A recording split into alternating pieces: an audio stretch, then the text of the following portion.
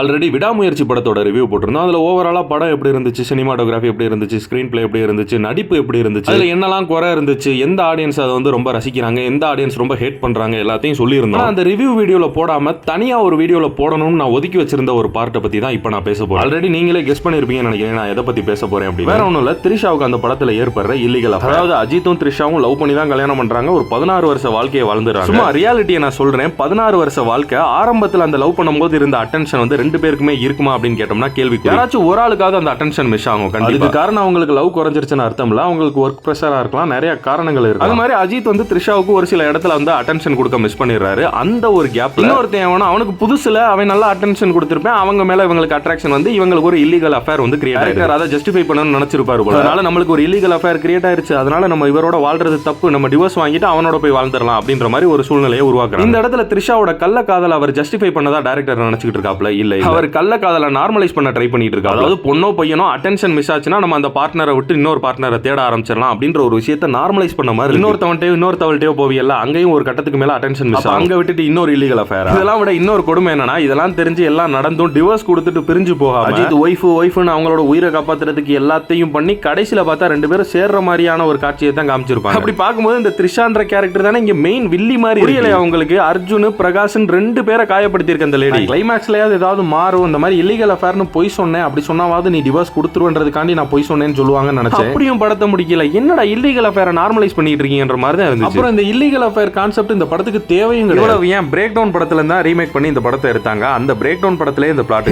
தேவையில்லாத விஷயத்தை இம்ப்ளிமெண்ட் பண்ணி அதை நார்மலைஸ் பண்ணி இங்க பல பேர் இப்ப கல்யாணம் பண்றதுக்கே பயந்துகிட்டு இருப்பேன்.